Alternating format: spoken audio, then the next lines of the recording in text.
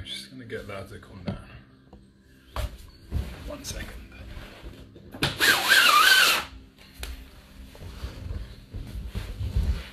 How you doing? Okay, so we're going to be interviewing Samery moras today. But just before she comes on, just like to say a big happy birthday to Taekwondo, because today is the 65th birthday of Taekwondo. Teach us how to get your sidekick in one line. Okay, yeah. So today is a very important day. This is when General Choi brought Taekwondo over. So yes, big happy birthday to Taekwondo and our Taekwondo family. Happy that you could all join us because we're going to be talking Taekwondo this evening. There's just a few people here. Hope you've enjoyed all the interviews that we've done so far. This would also be a good one. On Monday we've got coming up Mighty Fist. So we'll be talking to somebody from Mighty Fist about Mighty Fist. And is there anything that anybody wants to know whilst we're just waiting? Can we teach us some good exercises? Yes. Tomorrow we'll do a training session. So if you want to join in with that, you're more than welcome. Okay, I think Samery is available. So let's bring her on. Okay, just give it a couple of seconds here. Some people still joining. Hi guys, how you doing? How you doing, Syed? Thanks for joining in. And here she is, Samery. Hi. How you doing? Yeah, not too bad, thank you. How are you doing? I'm great. We're on a Saturday morning here, so yes, we're starting off the day. Okay, what time is it there now? It's 11 o'clock in the morning here. Okay, so we're 6 p.m. over here. What would you normally be doing at this time of day? Honestly, right now in our studio, we'd be having our sparring class starting. So yes. I'd be over there either like leading it or taking pictures or video or, just being at the studio. That's where I'd be right now. Okay. So tell us a little bit about yourself. How long have you been training and what inspired you to start Taekwondo in the first place? Okay, so how I kind of started Taekwondo, I didn't have a choice. I had to just do it growing up. My family owned a martial arts studio. My oldest sister was part of the Peruvian national team for Taekwondo and in karate. So yeah, I was kind of just like forced into, like doing it my whole life. And I hated it up until I was about like, I'd say 19 years old. Yeah. So yeah, I hated it. I was forced to do it. So that's kind of what got me started into it. And then when I was 19, I was just like, hey, I'm sick and tired of hating it. The reason I hate it is because I'm so afraid of sparring, basically, because, we were very involved in competitions. And I loved the idea of being good at sparring, but I just kind of sucked at it because I was so scared. So around 19, I talked to my parents and I was just like, hey, I really want to get good at sparring. Like, I'll do whatever it takes. And they pretty much just sent me off to Mexico to train for a month. And then I just started like training twice a day, every day, following all the rules, doing everything they told me, started getting on like a good nutrition plan, and I started competing internationally, which I did for about 6 years. I was on the U.S. Collegiate National Team for 6 years. And yeah, just traveled the world competing. And then I retired last year. So now I'm kind of taking a different like stance and like still very involved in Taekwondo, but just no longer competing. So how did it feel to come off the competition circuit? Both awful and awesome at the same exact time. So mixed. Yes, very mixed. Like part of the reason why I retired was because I had a really bad ankle injury and I had surgery on it, but then I ended up re-tearing and doing some other damage. So it wasn't at the time that I would have liked to stop competing, but at the same time, I was also, like starting off more in social media and just doing other things like getting to grad school. So I'm like, okay, maybe like, let's just take this and run with it. It's time to focus on something else. So I kind of just took the best of it. Okay, okay, and you sort of mentioned there your social media. So you're very popular on YouTube. How did that come about? On it. What?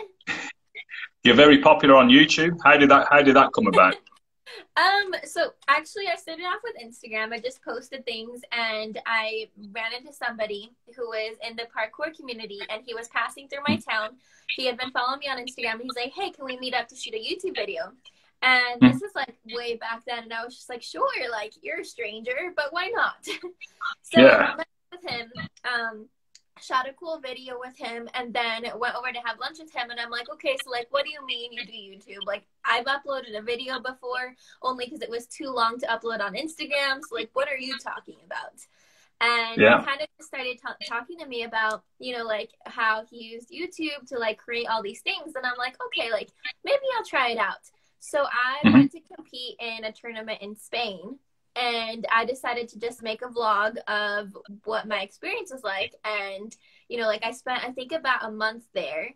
And I competed in a tournament. I was training and, yeah, just started making a video. And that's where it started. It's just, you know, like making videos so I could show my family and friends back home what I was doing. Okay. And people seem to enjoy, I guess, watching my adventures. Okay, and how's that progressed from there? Because it's not so much the video logging now, is it? There's a whole new era. There's a whole new era going on. So tell us about that.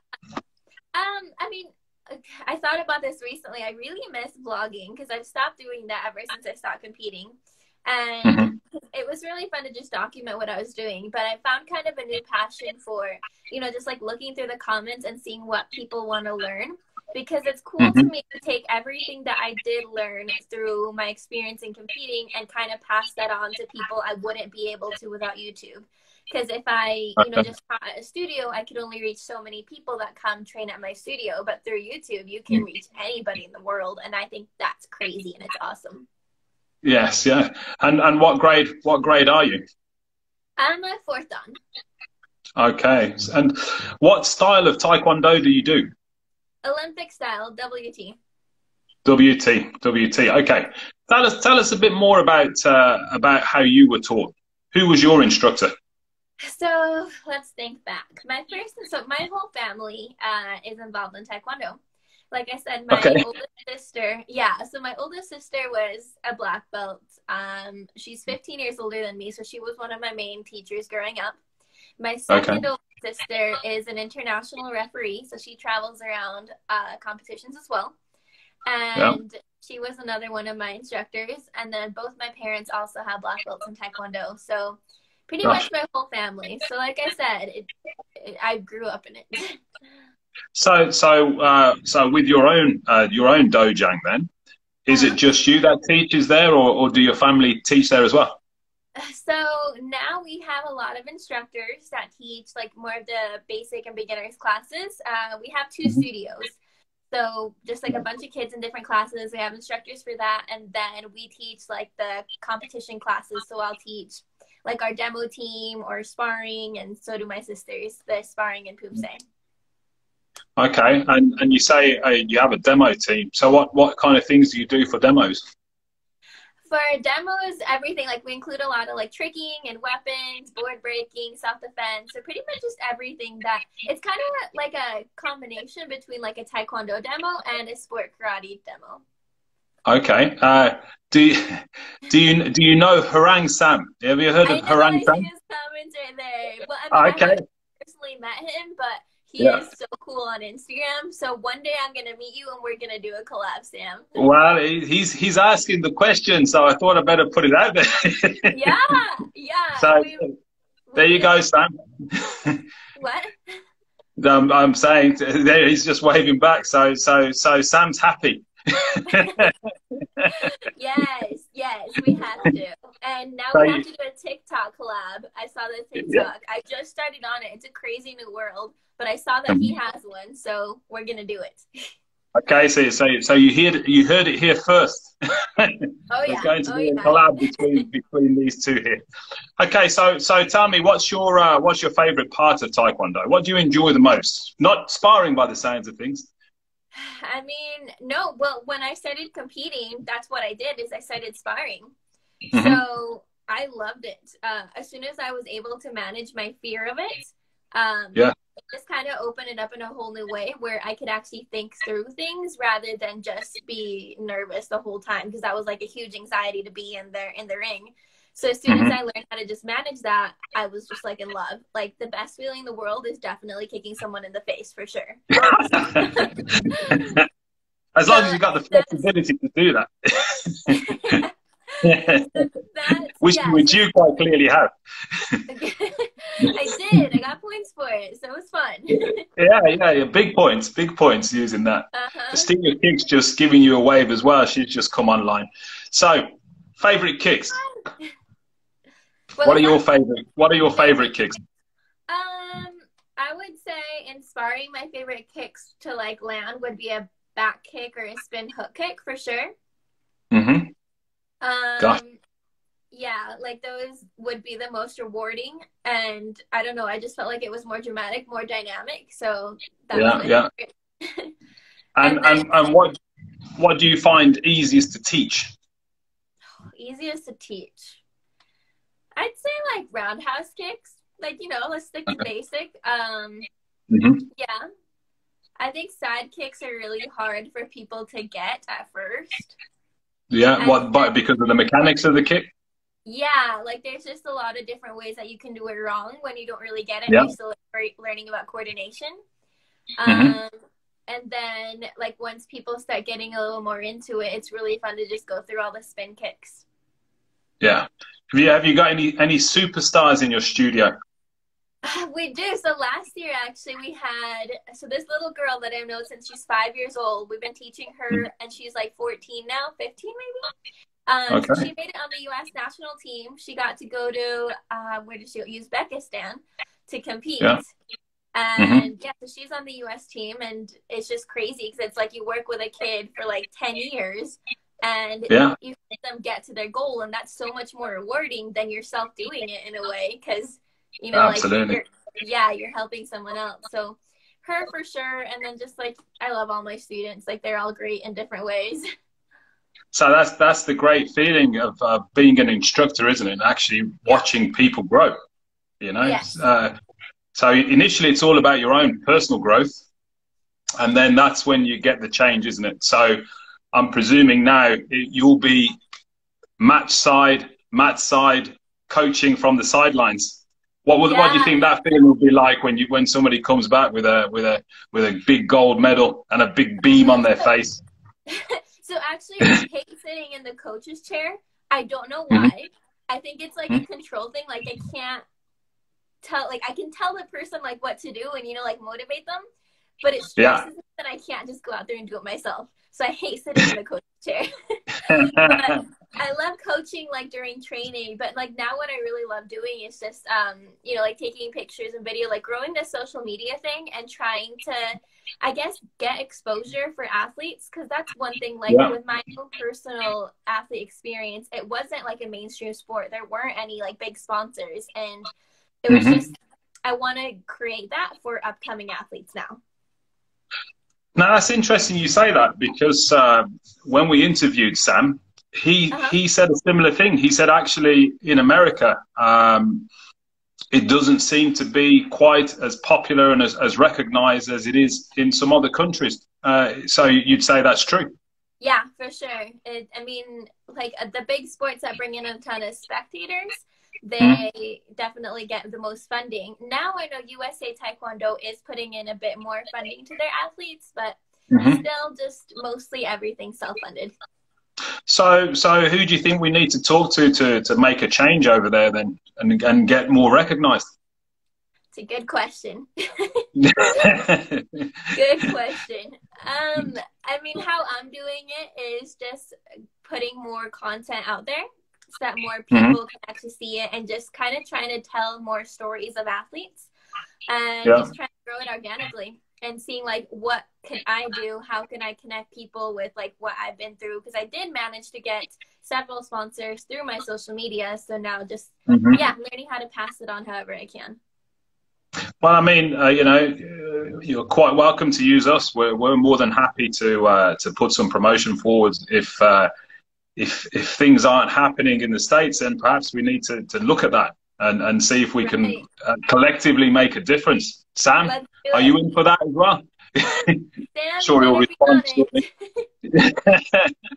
we, we, Yeah, we, we have, there's plenty of people out there that enjoy our martial arts, so I'm right. really surprised. In the UK, it's incredibly popular, That's and in great. fact, the people in the Olympic team are they're in television adverts. They're Oh, well respected. uh, Yeah, I find this this is hard to believe. different. Yeah, yeah. So, what are your plans for the future? The future, a lot of plans. I'm a very like goal-oriented person. I mean, I think that's like what made it so I was so much into athletes or into being Hmm. an athlete. For sure, I guess. So I'm just about to graduate from my master's program at the University of Utah and Yeah. in business What, creation. So what okay. was that? Yeah, so So I was master's. just going to ask you what you're doing. So, okay, Yeah. business creation. So, what does that involve? Basically just learning how to be an entrepreneur. And the way the program Okay. is set up, it's a 9-month program where they take you through the program and you launch your business. So Hmm. that's what I've been doing. I'm about to graduate with that. So I want to keep growing this like social media, YouTube business, creating an online training academy for martial arts. And then, Hmm. like hiring other instructors, like just bringing in a top of the top athletes and Yeah. just having them share what they learned. That way there's, just more ability for more people to learn through more things. And Okay. then, like I said, keep growing the exposure for other athletes. Still having my martial arts schools, Yeah. but also growing that in different ways. It'd be awesome to like host, big training camps and just like festivals for martial arts and Taekwondo, just growing it Hmm. all around. And then I want to start a podcast. I want to write a book. So just like all these like Okay. little ideas. I love public speaking. So going out and doing that whenever we can, gathering groups again. Who knows when that'll be? But Yeah.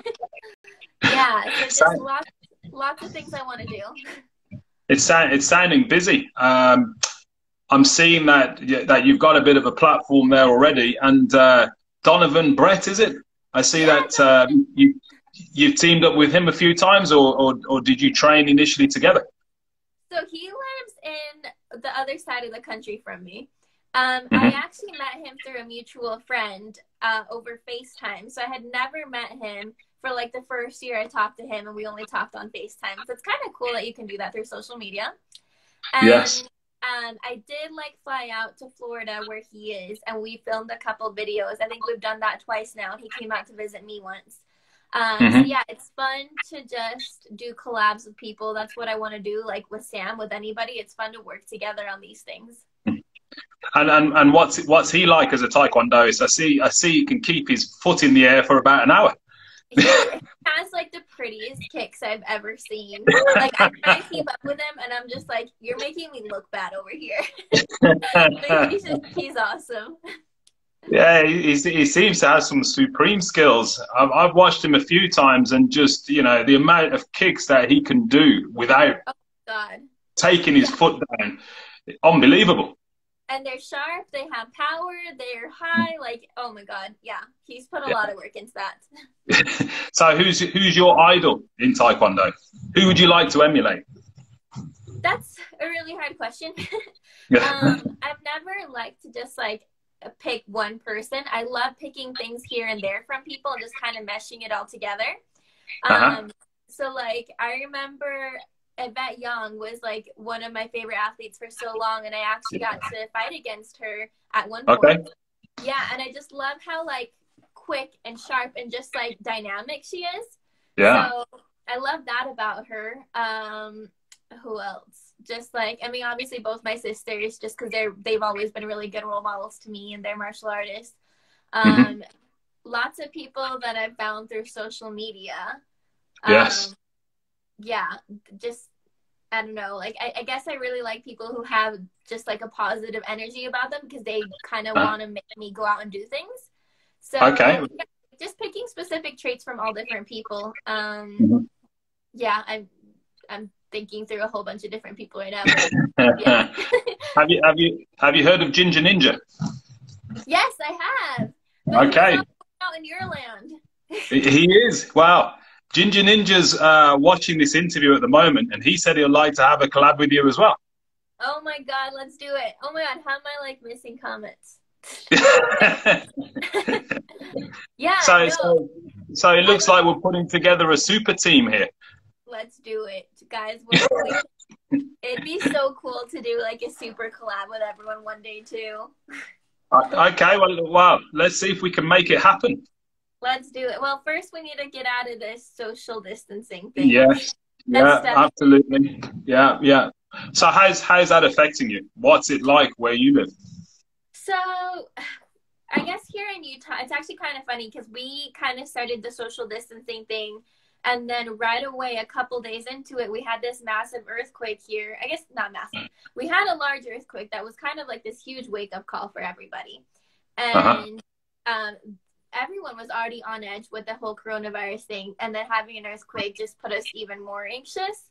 And then, I don't know, it's just been an interesting time where everybody's just a little more stressed. Like, I went to the grocery store yesterday because I had to pick up things, and everyone's wearing masks, which is like good, but it's just, you know, like all these like little rules and regulations that just make life so different and just make, I mean, it's kind of forcing me to make human connections in different ways. Like you're doing this live stream is really cool. And, you know, like I'm talking to more people through social media and live stream as well, but it's just, it's weird. And for me, like, I recently found out I'm very extroverted. I love people. Okay.